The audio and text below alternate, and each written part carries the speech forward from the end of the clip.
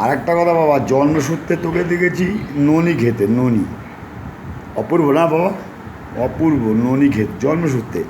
তারপরে নিজের মায়ের গর্ভে জন্ম নিলি, নিয়ে বাবা মার ঔরসে একটা ফলো করলাম জীবনে, বাবা মার ঘরে থাকলি না। থাকলি কেন? কোথায়?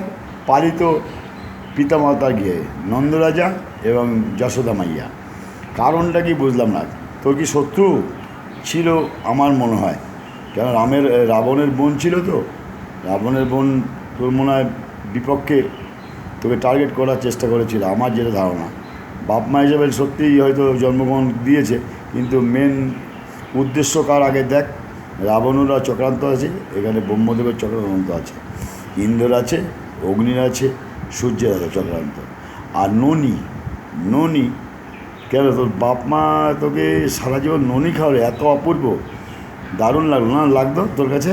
তা আমি তো একদিন খেতে পারি না, এত দামি দামি ননি খেলি কীভাবে তুই? প্রথম কথা। আর আমি রেগুলার তো এত দামি ননি তো রেগুলার খাওয়া যায় না, তাই তুই খেলি কীভাবে? তাই হয়তো ধনী লোক তো, তাই জন্য খেয়েছি। এরকম ধনী কি আরও? আমার মনে হয় সবাই তো এখন ধনী পৃথিবীতে। তা পৃথিবীর সব লোক দেখি না ননি দুই একদিন খাক। আমি তো পয়সার অভাবে খেতে পারি না। পৃথিবীর সব লোক তো ধনী, তুই তো রেগুলারই খেয়েছিস হেগিরিধারি। তা তুই ধনী, পৃথিবীর সব লোকও ধনী। তা ধনীরা দেখি দু একদিন ননি খেয়ে দেখ না, দেখুক না কেমন লাগে। দারুণ অপূর্ব শুনেছি নাকি। তা পয়সার অভাবে খেতে পারিনি। আমার দুই একদিন খাওয়া খুব মুশকিল হয়ে যাবে কিনা জানি না, ওই জন্যই এত অসুবিধা। তা দুটো তো ডাল ভাত দেখলাম না কেউ দিতে, কোনো বাপ মাকে। কোনো বাপ মাকে দেখলাম ডাল ভাত একটু আলু ভাজা। ননি খাওয়িয়ে তোকে এই পরামর্শটা কে দিল ননি খাওয়ানোর?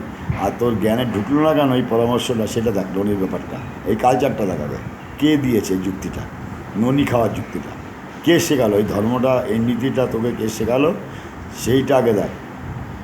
একটা একটা করে ধর।